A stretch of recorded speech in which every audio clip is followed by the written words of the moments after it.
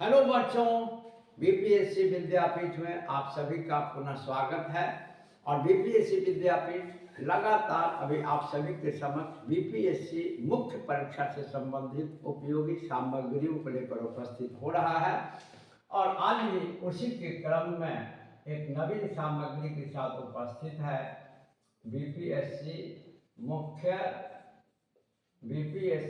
मुख्य परीक्षा से संबंधित सामग्री को लेकर उपस्थित है। और अभी बीपीएससी विद्यापीठ की तरफ से आप सभी के लिए जीएस पेपर 1, बीपीएससी मुख्य परीक्षा के जीएस पेपर 1 के सेक्शन 1 जिसमें हिस्ट्री एंड कल्चर है, उससे रिलेटेड टिप्पणी वाले प्रश्नों को लेकर उपस्थित है। और इस क्रम में 2 प्रश्न की चर्चा की जा चुकी है ताकि उत्तर लिखने में बड़ी आसानी हो, जिनमें एक अशोक का धम्म और इसके बाद दूसरा जारी किया गया है गांधार कला और मथुरा कला पर। और अभी इसी सेक्शन से संबंधित एक नवीन टॉपिक की चर्चा की जाएगी। और आज का जो टॉपिक है वो है प्रश्न के रूप में देखें, प्रश्न आपके समक्ष आएगा या आ सकता है कि बौद्ध धर्म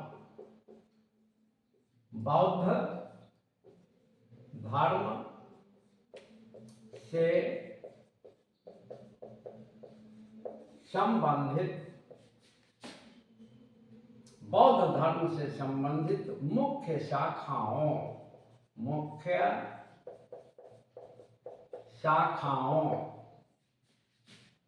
की चर्चा करें। अथवा इसी को दूसरे रूप में पूछ सकता है या पूछे जाते हैं अथवा में कि बौद्ध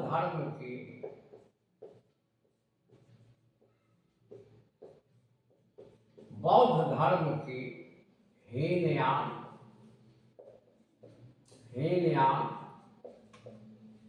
महायान तथा वज्रयान शाखा पर संक्षिप्त टिप्पणी लिखें। ये आपका प्रश्न संभावित है। सभी संभावित प्रश्न पर चर्चा हम लोग कर रहे हैं ताकि जिन बच्चों को मुख्य की परीक्षा देनी है, हालांकि ये सब के लिए एवरग्रीन है, तो काफ़ी उपयोगी सिद्ध हो आपको मुख्य लेखन में, मेंस में, टिप्पणी वाले में। अब देखिए, हम सभी जानते हैं कि जितने भी धर्म हैं इस संसार में और भारत में, सभी में विभिन्न शाखाएं हैं। जैसे हिंदू धर्म में 3 शाखा है, शैव शाखा, वैष्णव शाखा, शाक्त शाखा। जैन धर्म में 2 शाखाएं हैं, श्वेतांबर और दिगंबर शाखा। ईसाई धर्म में 2 शाखाएं हैं, प्रोटेस्टेंट एंड कैथोलिक शाखा। इस्लाम धर्म में 2 शाखाएं हैं, शिया और सुन्नी शाखा।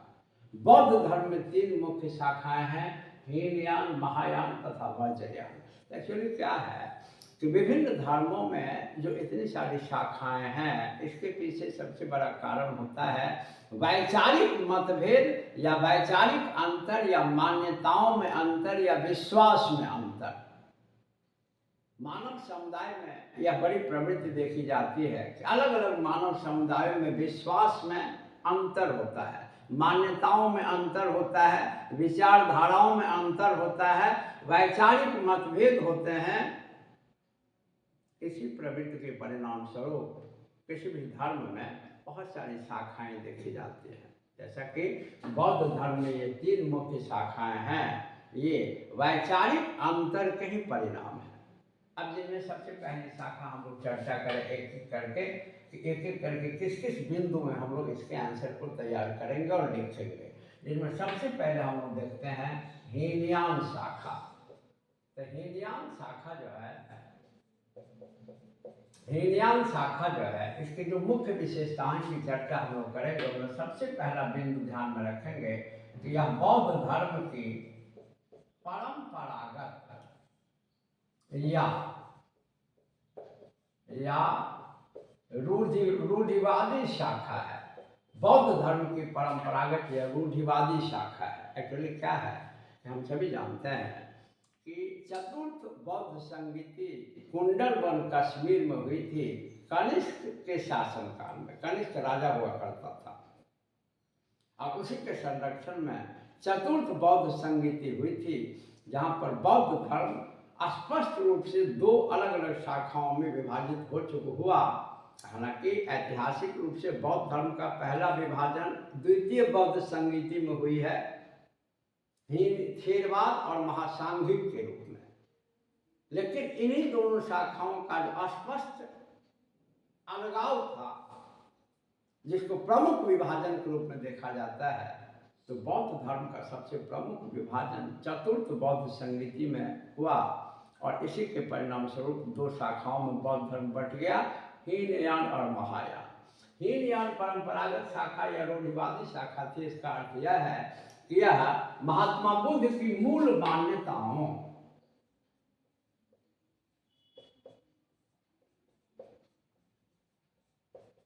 महात्मा बुद्ध की मूल मान्यताओं पर आधारित है। अर्थात महात्मा बुद्ध ने जिस रूप में बौद्ध धर्म की स्थापना की, उसी रूप में यह बौद्ध धर्म को स्वीकार करता है ना। और इसको कभी कभी अपरिवर्तनवादी, कभी कभी अपरिवर्तनवादी शाखा भी कहा जाता है, क्योंकि यह बौद्ध धर्म में किसी भी प्रकार के परिवर्तन का विरोध करता है। जिस रूप में महात्मा बुद्ध ने स्थापित किया है, उसमें अगर किसी प्रकार का परिवर्तन हो रहा है, इसका यह विरोध करता है। इसीलिए इसको परंपरागत या रूढ़िवादी या अपरिवर्तनवादी कहा जाता है। और इसमें महात्मा बुद्ध की मूल विचारधाराओं पर, मूल विचारधाराओं पर ही आधारित है। और इसमें क्या हुआ है कि कठोर तप पर बल दिया गया है, और कहा गया है कि जो मोक्ष की प्राप्ति के लिए आप खास करके जो बौद्ध भिक्षु थे, उनको कठोर तप करना होगा। और इसमें एक दो बातें बहुत ही प्रमुख रूप से ध्यान में रखनी है। इसमें क्या हुआ है कि इसमें मूर्ति पूजा का घोर विरोध किया गया है। मूर्ति पूजा का विरोध किया गया है। महात्मा बुद्ध की मूर्ति बनाकर जो पूजा करने की परंपरा आरंभ हुई, इसका घोर विरोध किया गया है। इसमें पाली भाषा में ही, जैसा कि हम सभी जानते हैं कि महात्मा बुद्ध ने पाली भाषा में ही अपने धर्म का प्रचार किया। इसने पाली भाषा को ही स्वीकार किया, और जितने भी मुख्य इसके धर्म ग्रंथ हैं, सभी पाली भाषा में लिखे गए। जैसे कि महायानियों ने संस्कृत को स्वीकार कर लिया, तो पाली भाषा में लिखे गए। इसके सभी मुख्य धर्म ग्रंथ पाली भाषा में लिखे गए। अब इसमें अवतारवाद का विरोध किया गया है इसमें। यानी जैसे कि हम सभी जानते हैं, आगे चल के बौद्ध धर्म में अवतारवाद की अवधारणा आ गई, और कहा गया कि महात्मा बुद्ध का बार बार अवतार होता है। इसमें अवतारवाद का विरोध किया गया है। यही कारण है, जो बहुत ही मुख्य बिंदु है, ध्यान में रखें कि यही कारण है कि हीनयान शाखा में महात्मा बुद्ध की जो पूजा है, यह भगवान के रूप में नहीं की गई है। हीनयान शाखा में या हीनयानियों द्वारा महात्मा बुद्ध की जो पूजा की गई है, यह एक महापुरुष के रूप में की गई है। इसीलिए इसमें अवतारवाद की अवधारणा का विरोध किया गया है। महापुरुष के रूप में भगवान बुद्ध की पूजा की गई है। इसके बाद इसकी एक बहुत ही प्रमुख बात ध्यान में रखेंगे कि आगे चल करके एक पॉइंट को आप जोड़ देंगे और आंसर एम्फैटिक होगा कि आगे चल करके यह भी दो भाग में बट गया, वैचारिक मतभेद के आधार पर। यानी हीनयान भी दो भाग में बट गया, और आगे चल के इसके दो भाग हो गए। वैभाषिक दो भागों में बट गया, वैभाषिक तथा सौतांत्रिक दो भागों में बट गए।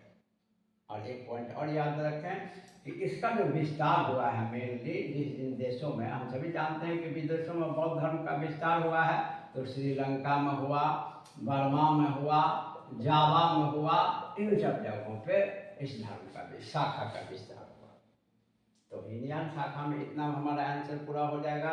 परंपरागत या रूढ़िवादी शाखा थी, महात्मा बुद्ध के मूल विचारधाराओं या मान्यताओं को स्वीकार करती थी। और परिवर्तनवादी शाखा यानी बौद्ध धर्म में किसी भी प्रकार के परिवर्तन का यह विरोध करता था, ठीक है।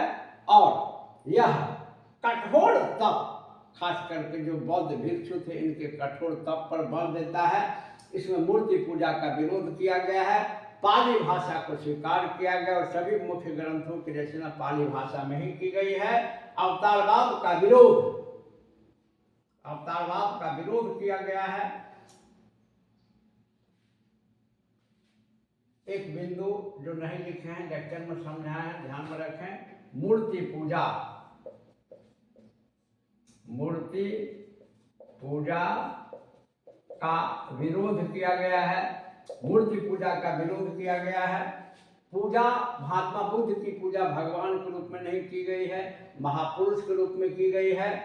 आगे चल करके हीनयान दो भागों में बंट गया, वैभाषिक तथा स्वतांत्रिक। और इसका मुख्य जो प्रसार हुआ जिन देशों में, उनमें श्रीलंका, बर्मा तथा जावा मुख्य है।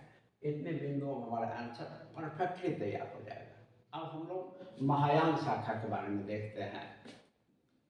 अब हम लोग देखते हैं आगे महायान शाखा के बारे में, महायान शाखा के बारे में। अब देखिए एक प्रमुख ही बात, तुलनात्मक बात देखें कि आप जो हीनयान देख रहे हैं या महायान देख रहे हैं, इन दोनों का शाब्दिक अर्थ है। हीनयान का अर्थ है छोटी गाड़ी, इसीलिए हीनयान को कभी कभी निम्न मार्ग भी कहा जाता है। और हीनयानियों का कहना है कि मोक्ष की गाड़ी छोटी है जिस पर सभी सवार नहीं हो सकते, यानी सभी को मोक्ष मिलना संभव नहीं है, इसलिए इसका नाम है हीनयान। और महायान ठीक इसका अपोजिट है। और महायान जो है यह कहता है कि मोक्ष की गाड़ी, महायान का मतलब होता है, शाब्दिक अर्थ होता है मोक्ष की गाड़ी बड़ी है, कि मोक्ष की गाड़ी बड़ी है, अर्थात सभी को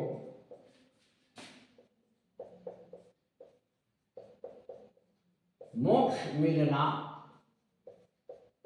सभी को मोक्ष मिलना संभव है। और हीनयानियों का कहना है कि सभी को मोक्ष मिलना संभव नहीं है, मोक्ष की गाड़ी छोटी है, शाब्दिक अर्थ है। महायान को बौद्ध धर्म की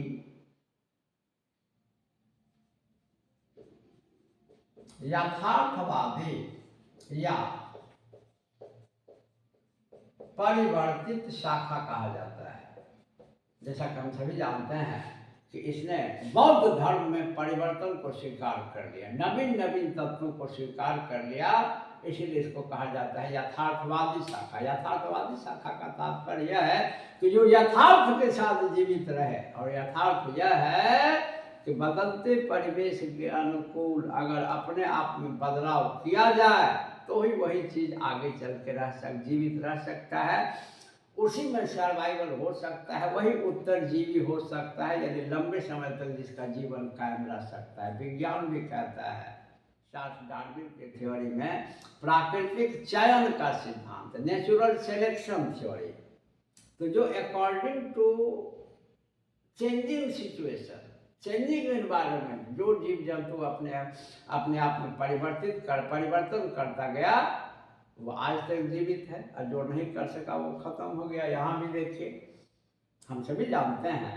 कि महायान हम विश्व में ज़्यादा चला, हीनयान नहीं चला, क्योंकि महायान समय परिवर्तन के अनुकूल अपने आप को बदलते रहा, इसीलिए इसको यथार्थवादी या व्यावहारिक शाखा या परिवर्तनवादी शाखा कहा जाता है। इसने बौद्ध धर्म में नवीन विचारधाराओं या परिवर्तित विचारधाराओं को स्वीकार किया। क्या भाई? तो इसने जिन जिन बिंदुओं को हम लोग लिखें, इसने मूर्ति पूजा का इसमें समर्थन किया गया है। इसमें अवतारवाद की अवधारणा को स्वीकार किया गया है। अवतारवाद की अवधारणा को स्वीकार किया गया है। इसमें ध्यान रखें कि संस्कृत भाषा, इसमें संस्कृत भाषा को स्वीकार किया गया है। जैसे कि आप सभी जानते हैं कि हीनयान में मूर्ति पूजा का विरोध हुआ है। अवतारवाद की अवधारणा उसमें नहीं है, इसमें अवतारवाद की अवधारणा है। और उसमें पाली भाषा में विभिन्न ग्रंथों की रचना की गई, तो इसमें संस्कृत भाषा में विभिन्न ग्रंथों की रचना की गई। ठीक है। अब देखिए कि यह जो ये महायान शाखा है, इसमें महात्मा बुद्ध तथा बोधिसत्व, जिनको महात्मा बुद्ध का ही अवतार माना जाता था, महात्मा बुद्ध तथा बोधिसत्व की पूजा भगवान के रूप में की गई है। जबकि हीनयान में आपने पढ़ा कि हीनयान में महात्मा बुद्ध की पूजा भगवान के रूप में नहीं, एक महापुरुष के रूप में की गई है। क्योंकि महायानियों का कहना है कि भाई महात्मा बुद्ध भगवान के रूप में हैं और महात्मा बुद्ध का बार बार अवतार होता है, इसीलिए इसमें अवतारवाद की अवधारणा को स्वीकार किया गया। जब हमारे समक्ष यह प्रश्न आता है कि हीनयान और महायान में अंतर बताएं, तो बड़ी आसानी से हम लोग ये आंसर बता सकते हैं हीनयान और महायान में अंतर। कि हीनयान के अनुसार सभी को मोक्ष मिलना संभव नहीं है, महायान के अनुसार सभी को मोक्ष मिलना संभव है। हीनयान रूढ़िवादी शाखा या अपरिवर्तनवादी शाखा है, महायान यथार्थवादी या परिवर्तनवादी शाखा है। हीनयान में मूर्ति पूजा का विरोध किया गया है, महायान में मूर्ति पूजा का समर्थन किया गया है। हीनयान में अवतारवाद का विरोध किया गया है, महायान में अवतारवाद की अवधारणा को महत्व दिया गया है। हीनयान में पाली भाषा को महत्व दिया गया है, तो महायान में संस्कृत भाषा को महत्व दिया गया है। हीनयान में महात्मा बुद्ध की पूजा एक महापुरुष के रूप में की गई है, तो इसमें महात्मा बुद्ध की पूजा भगवान के रूप में की गई है। और महात्मा बुद्ध तथा बोधिसत्व की पूजा भगवान के रूप में की गई है। और हीनयान का मुख्य प्रसार बर्मा, श्रीलंका, जावा इन देशों में हुआ। और महायान का जो मुख्य प्रसार है यह चीन, जापान, ताइवान, कोरिया में दोनों, उत्तर और दक्षिण कोरिया दोनों में आदि में इसका विस्तार है। तो यह महायान शाखा की मुख्य पहचान है। और हीनयान शाखा से तुलना करके जब इसका आंसर लिखा जाता है, आंसर में एकदम, हालांकि दोनों को अलग अलग भी लिखना है, जब कहेगा ऐसे लिखने के लिए तो ऐसे ही लिखना होगा अलग अलग। और सबसे ज़्यादा पूछता है तुलनात्मक, तो आपके समक्ष है हीनयान और महायान में तुलनात्मक, तो अलग अलग पूछे तो भी आप लिख सकते हैं, तुलनात्मक पूछे तो भी आप लिख सकते हैं। आंसर इस रूप में तैयार किया जाता है। लेखन कला आप में होनी चाहिए, समायोजन की क्षमता। तो मुख्य के विद्यार्थियों में प्रैक्टिस के बाद आ ही जाती है और ये आपके लिए काफ़ी लाभकारी होगा। अब हम लोग अंत में थोड़ी सी चर्चा करें वज्रयान की, कि वज्रयान शाखा क्या था। अब हम लोग देखते हैं सबसे अंत में वज्रयान शाखा। तो देखिए बच्चा लोग, वज्रयान शाखा, जो वज्रयान का एक और नाम है तंत्रयान, जो इसकी मुख्य पहचान कराता है वज्रयान की। वैसे तो शाब्दिक अर्थ इसके बहुत अधिक है, लेकिन जो मुख्य बिंदु में हमारा आंसर लिखना है वो ध्यान में रखें। सबसे पहले समझें कि छठी तथा सातवीं, सबसे पहला बिंदु पॉइंट में लिखना होगा, छठी तथा सातवीं शताब्दी में महायान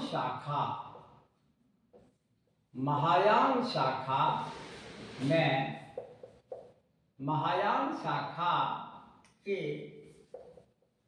भीतर एक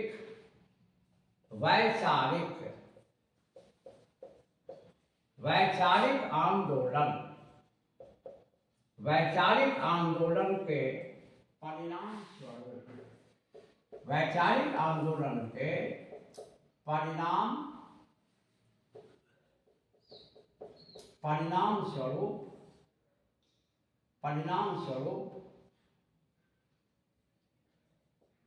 वज्रयान शाखा का जन्म हुआ। मुख्य बिंदु याद रखें, महायान शाखा के अंदर ही वैचारिक मतभेद या एक अलग वैचारिक आंदोलन चला, जिसके परिणाम स्वरूप एक नवीन शाखा का विकास हुआ। और ध्यान में रखें, इस शाखा को बंगाल के पाल राजाओं के संरक्षण में, बंगाल के पाल राजाओं के संरक्षण में इसका मुख्य विकास हुआ। ये हमेशा याद रखें। इसके बाद ध्यान में रखना है कि यह बौद्ध धर्म की तांत्रिक शाखा है। तांत्रिक शाखा है अर्थात इसमें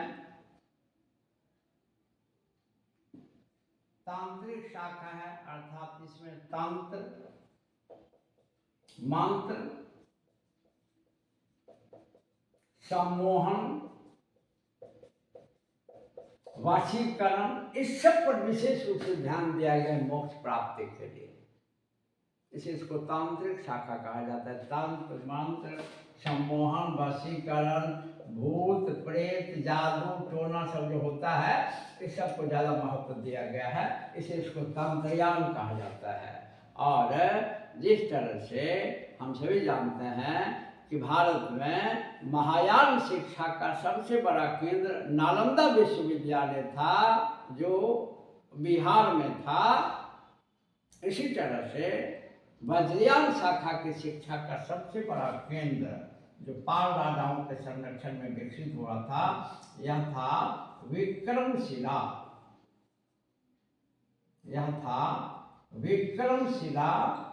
विश्वविद्यालय। विक्रमशिला विश्वविद्यालय इसके शिक्षा का सबसे बड़ा केंद्र था। इसलिए कभी कभी याद रखें, इसको विक्रमशिला विश्वविद्यालय को कहा जाता है ऑक्सफोर्ड ऑफ महायान भी कहा जाता है। जिस तरह से नालंदा विश्वविद्यालय को ऑक्सफोर्ड ऑफ महायान कहा जाता है, क्षमा करें, नालंदा विश्वविद्यालय को कहा जाता है ऑक्सफोर्ड ऑफ महायान की शिक्षा का सबसे बड़ा केंद्र। इसी तरह से विक्रमशिला विश्वविद्यालय को कहा जाता है ऑक्सफोर्ड ऑफ वज्रयान, और नालंदा विश्वविद्यालय को कहा जाता है ऑक्सफोर्ड ऑफ महायान। और जैसा कि आप सभी जानते हैं कि हीनयान शाखा का मुख्य विस्तार बर्मा, श्रीलंका, जावा आदि देशों में हुआ। महायान शाखा का मुख्य विस्तार चीन, जापान, ताइवान आदि देशों में हुआ। और वज्रयान शाखा का जो मुख्य विकास हुआ, यह तिब्बत,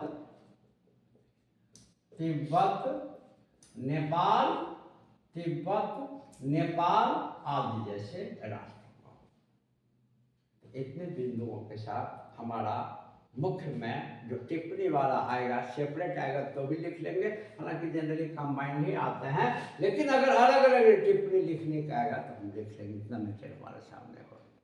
हमारा विश्वास है कि ये कंटेंट आपके मुख्य लेखन में काफ़ी फायदा पहुंचाएगा।